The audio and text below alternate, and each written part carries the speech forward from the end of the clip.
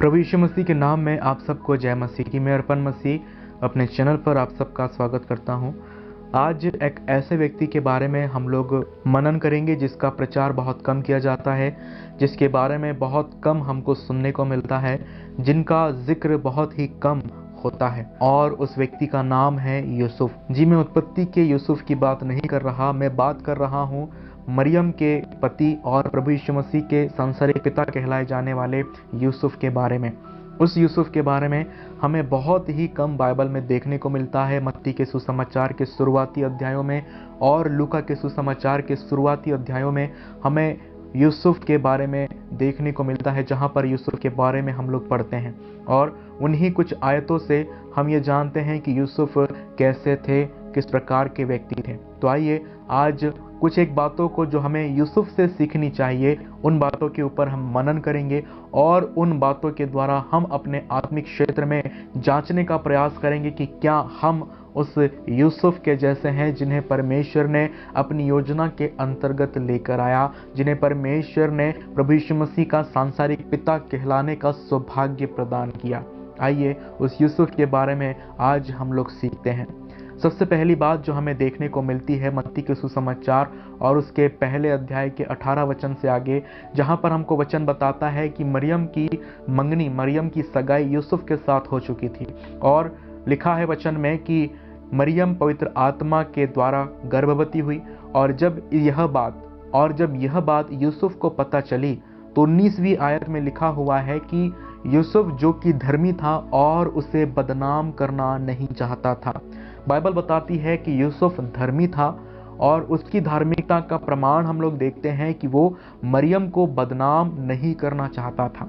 आज के समय में लोग किसी को बदनाम करने में कोई कसर नहीं छोड़ते। आज के समय में लोग किसी को नीचा दिखाने में, किसी को अपमानित करने में, किसी की निंदा करने में, लोगों के बीच में उसका ठट्टा उड़ाने से नहीं चूकते। लेकिन हम लोग यूसुफ के बारे में देखें कि जब उसे यह बात मालूम पड़ी कि मरियम जो है वो गर्भवती है, तो उसे वो चुपके से छोड़ने की योजना बनाता है।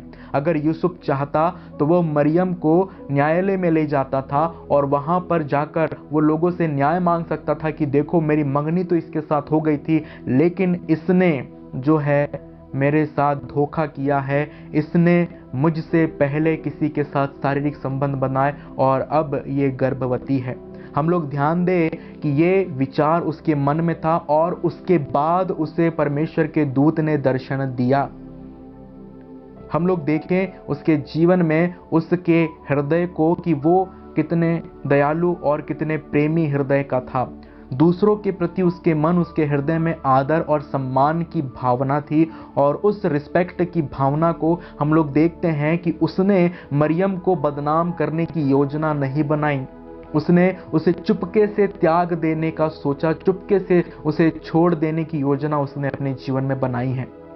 आज के समय में हम लोग इस चीज़ को बहुत कम लोगों में देखते हैं। आज के समय में लोग सिर्फ आलोचना करना, निंदा करना और लोगों को नीचा दिखाना जानते हैं। आज के समय में लोग दूसरे लोगों का आदर बहुत ही कम करते हैं, और यही चीज़ हमें यूसुफ के जीवन से सीखनी चाहिए कि उसने अपने जीवन में मरियम को कभी भी अपमानित करने की योजना नहीं बनाई। वो चाहता तो बहुत कुछ कर सकता था मरियम के साथ, उसे व्यभिचारिणी ठहरा सकता था, लेकिन उसने ऐसा नहीं किया। परमेश्वर का भय उसके अंदर था और इसीलिए परमेश्वर ने उसके जीवन में देखा कि ये खूबी उसके जीवन में है, और इसीलिए वो परमेश्वर प्रभु यीशु मसीह का सांसारिक पिता कहलाया इस संसार में। ये पहली खूबी जो उसके हृदय में, उसके मन, उसके जीवन में हम लोग देखते हैं कि वो किसी की निंदा करने वाला या किसी को अपमानित करने वाला व्यक्ति नहीं था। बाइबल हमें सिखाती है तीतुस की पत्री और उसके 3 अध्याय और उसके 2 वचन में, जहां पर लिखा हुआ है कि किसी को बदनाम न करे। एक सच्चा मसीही व्यक्ति, एक परमेश्वर का भय मानने वाला व्यक्ति कभी किसी को बदनाम नहीं करेगा, कभी किसी को अपमानित नहीं करेगा, लोगों के बीच में कभी उसका मजाक वो नहीं उड़ाएगा। और ये चीज़ आज के समय में हमें यूसुफ के जीवन से सीखने की आवश्यकता है। इसलिए मैं आज आप लोगों से कहता हूं कि अपनी दुश्मनी निकालने के लिए किसी को बदनाम ना करें, किसी को अपमानित ना करें। न्याय परमेश्वर के हाथ में छोड़ दे, क्योंकि हमारा परमेश्वर अपने समय से न्याय करने वाला परमेश्वर है। अगर आपके साथ किसी ने कुछ गलत किया भी है तो उसके लिए आप प्रार्थना करें और परमेश्वर से उस व्यक्ति के लिए क्षमा मांगे कि परमेश्वर उसको क्षमा करे और उसका मन और उसका जीवन परमेश्वर परिवर्तित करे और आने वाले समय में उसे खुद अपनी गलती का, अपने किए का एहसास हो। दूसरी बात जो हमें यूसुफ के जीवन से सीखने को मिलती है और वो ये है कि वो एक जिम्मेदार व्यक्ति था, वो एक रिस्पॉन्सिबल व्यक्ति था और उसने अपने जीवन में एक पिता के रूप में अपनी सारी जिम्मेदारियों को पूरी किया। यद्यपि जो बेटा उसे हुआ था मरियम से, वो उसका खुद का नहीं था, लेकिन फिर भी उस बेटे के लिए एक पिता के रूप में जो भी जिम्मेदारियां उसकी थी, जो भी उत्तरदायित्व उसके थे, उन सारे उत्तरदायित्वों को उसने अपने जीवन में पूरा किया। हम लोग देखते हैं कि प्रभु यीशु मसीह के जन्म से पहले यूसुफ मरियम को नासरत से बैतलहम को लेकर आया और उसके बाद प्रभु यीशु मसीह के जन्म के पश्चात वो मरियम को और प्रभु यीशु मसीह को बैतलहम से मिस्र की ओर ले गया और उसके बाद मिस्र से फिर वो नासरत की ओर जाते हैं। इन सारी जगहों पर उन्होंने ट्रैवल किया और हम लोग इस बात को जानते हैं कि एक गर्भवती स्त्री को और गर्भ के बाद स्त्री को कितनी सावधानियों को रखना पड़ता है, किस तरह से उन्हें संभालना पड़ता है, बच्चे को संभालना पड़ता है। तो इन पूरी बातों में, इस पूरे क्षेत्र में हम लोग देखते हैं कि जहाँ भी मरियम और यूसुफ ने ट्रैवल किया, जितने भी जगहों पर वो जहाँ पर गए, उन सारी जगहों पर एक पिता के रूप में उसने अपनी जिम्मेदारी को संभाला। एक पिता बनकर उसने उस नन्हे बालक प्रभु यीशु मसीह को संभाला, मरियम को संभाला, जबकि उनका परिवार भी उनके साथ नहीं था। और एक गर्भवती महिला को हम लोग जानते हैं कि कितने अच्छी तरह से उन्हें देखभाल करने की आवश्यकता होती है, कितनी तरह से उनकी केयर करने की आवश्यकता होती है, और उन सारी बातों को यूसुफ ने अपने जीवन में किया। क्या हम यूसुफ के जीवन की इस बात से कुछ सीखते हैं? क्या हम लोग अपने जीवन में अपने परिवार की जिम्मेदारियों के प्रति सजग हैं? क्या हम अपने जीवन में अपने बच्चों की जिम्मेदारी, अपनी पत्नी की जिम्मेदारी को एक भली भांति रीति से उठा पा रहे हैं?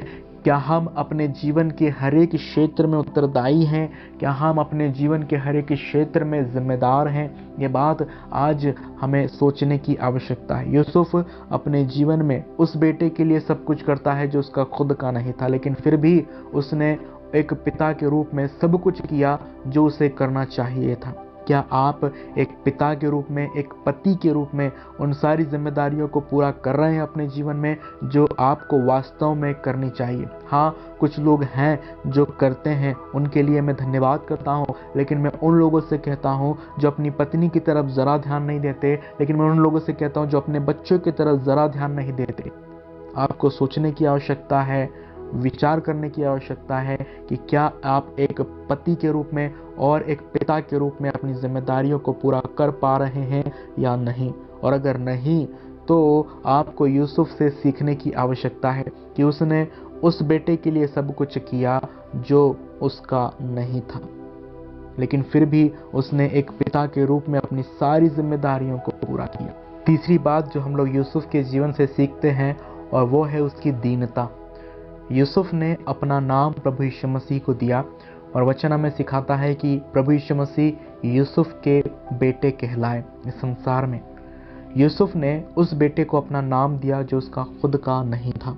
वचन हमें सिखाता है कि संसार में प्रभु यीशु मसीह एक बड़ई के बेटे के रूप में जाने गए और ये जो बड़ई का बेटा है, ये नाम उन्हें मिला था यूसुफ के द्वारा।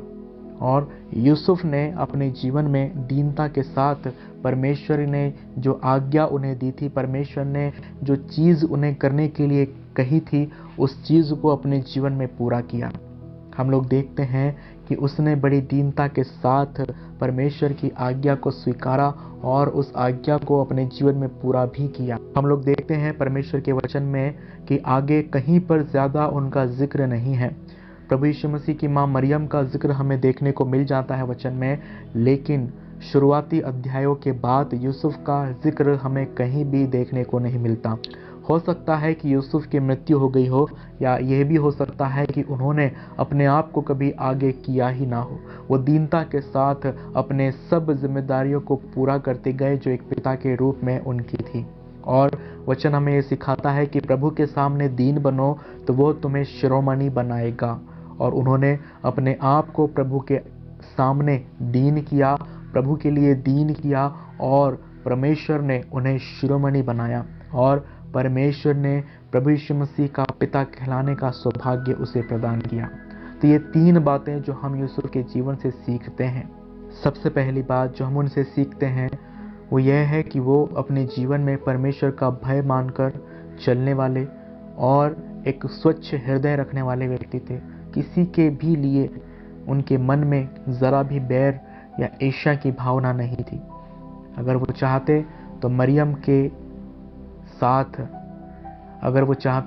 तो मरियम को दंड दिला सकते थे, लेकिन उन्होंने ऐसा नहीं किया। उनका दिल साफ था, उनके विचार साफ थे, और इसलिए लिखा है कि उन्होंने चुपके से मरियम को छोड़ने की योजना बनाई।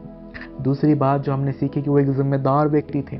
अगर हम अपनी जिम्मेदारियों के प्रति सजग नहीं हैं तो यूसुफ से सीखें कि हमें अपने लिए, अपने परिवार के लिए, अपने बच्चों के लिए, अपने परिवार के हर सदस्यों के लिए, चाहे वो हमारे माता पिता हो, चाहे वो हमारी पत्नी हो, चाहे वो हमारे बच्चे हो, हमें उनके लिए हर एक जिम्मेदारियों को जो हमारी है पूरा करना है, और वो भी बड़े विश्वास योग्यता और अच्छे मन के साथ। कभी भी यूसुफ के बारे में नहीं लिखा है कि उसने कुड़ के या कभी भी ऐसा सोचे कि ये तो मेरा बेटा है ही नहीं, तो मैं इसके लिए ये सब कुछ क्यों करूं। ऐसी बात कभी उसके मन में नहीं आई, यूसुफ के मन में नहीं आई। लेकिन वो स्वच्छ हृदय के साथ अपनी सारी जिम्मेदारियों को पूरा करता है। और तीसरी बात कि वो परमेश्वर की दृष्टि में दीन व्यक्ति था। उसने अपने आप को कभी ऊंचा उठाने की कोशिश नहीं की, कभी अपने आप को आगे करने की कोशिश नहीं की, लेकिन वो दीनता के साथ सब कुछ करता गया, और इसलिए परमेश्वर ने उन्हें शिरोमणि बनाया। तो ये कुछ एक बातें थी जो हमें यूसुफ से सीखने की आवश्यकता है। अगर आप इन वचनों के द्वारा आशीषित हुए हैं तो हमें कमेंट बॉक्स में ज़रूर बताएं, और साथ ही हम आपसे निवेदन करते हैं कि हमारे चैनल को ज़रूर सब्सक्राइब करें।